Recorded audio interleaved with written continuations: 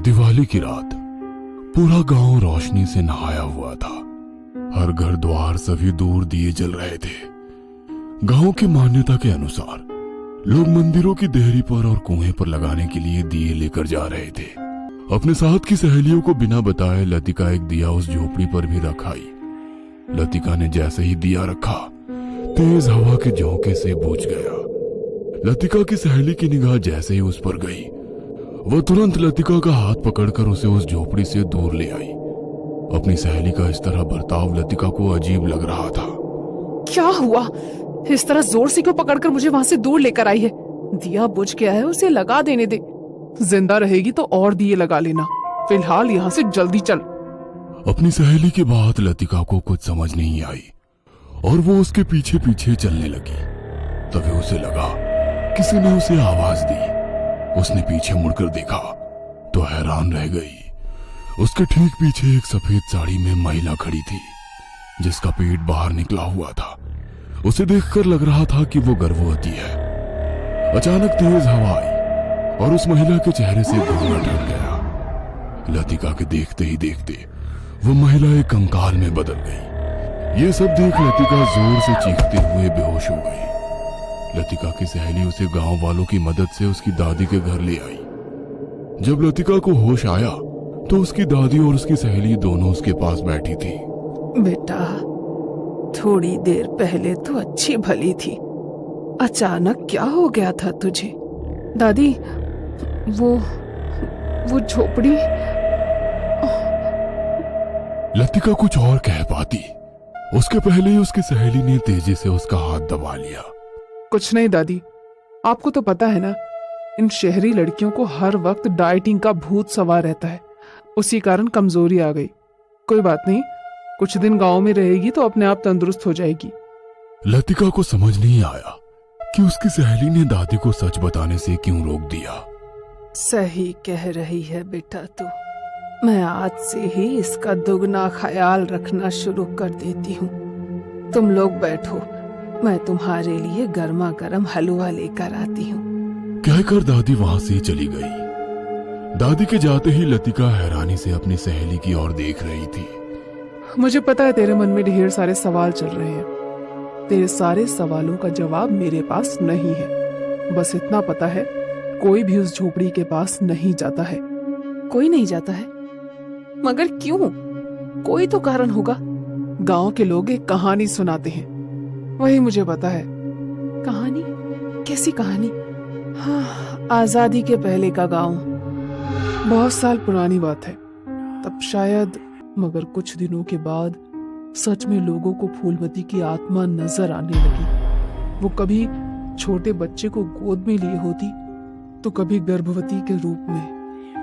फूलमती को मरे हुए कुछ ही समय हुआ था कि जमींदार की हवेली में एक रात जोर जोर से चीखने की आवाज आने लगी। गांव के कुछ लोग तुरंत हवेली पहुंचे तो वहां का नजारा देखकर हैरान रह गए।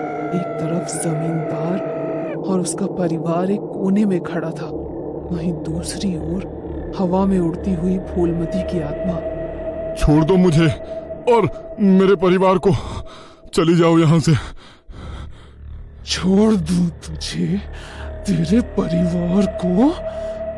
तूने जो मेरे साथ किया है उसके लिए तुझे सजा जरूर मिलेगी। हाँ।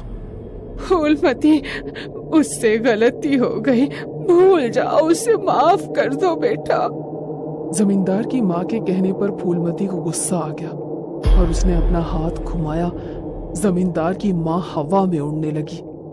तुम्हारे बेटे ने जो मेरे साथ किया वो तो कोई किसी दुश्मन के साथ भी ना करे।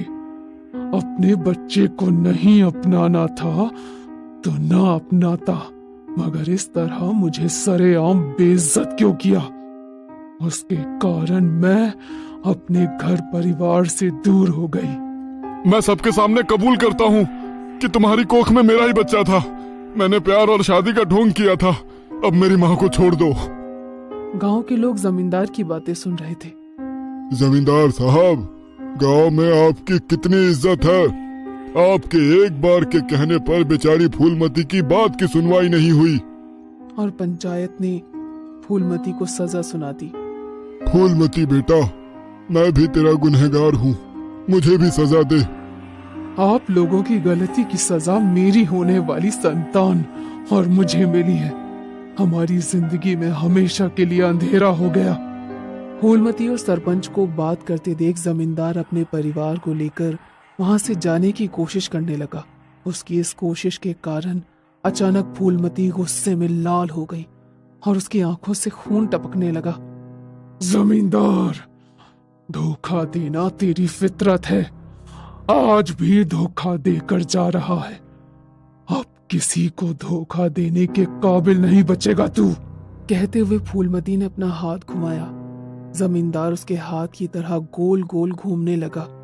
खुद को बचाने की कोशिश कर रहा था, मगर फूलमती ने उसे तेजी से जमीन पर गिरा। जमीन पर गिरते ही उसके सर के टुकड़े हो गए। पूरे जमीन पर खून फैला हुआ था और जमींदार के परिवार के लोग भी एक एक करके फूलमती के गुस्से का शिकार होकर मारे गए। उस दिन के बाद अक्सर फूलमती लोगों को नजर आती, मगर उसने कभी किसी का बुरा नहीं किया। सिर्फ जो लोग किसी को धोखा देते हैं, फूलमती की आत्मा उन्हें ही सजा देती है। लोग उसे कलंकनी बुलाते थे, इसीलिए उसने अंधेरे से दोस्ती कर ली। लोगों की कई कोशिशों के बावजूद भी उसकी झोपड़ी के आसपास रोशनी का इंतजाम नहीं हो पाया। आज भी तुम उसकी झोपड़ी को रोशन करने की कोशिश कर रही थी, इसीलिए शायद वो तुम्हें नजर आई। कौन नजर आया? किसकी बात कर रहे हो तुम दोनों? कुछ नहीं दादी, ये तो बस ऐसे ही। मैं चलती हूँ, बाद में आऊंगी। आप लतिका का ख्याल रखना। दादी ने जाती हुई सहेली का हाथ पकड़ा और उसे अपने पास बिठा लिया। कहीं तुम दोनों भी उस फूलमती की झोपड़ी के पास तो नहीं गई थी, वहां पर रोशनी करने? कहती हुई दादी के अंदर फूलमती का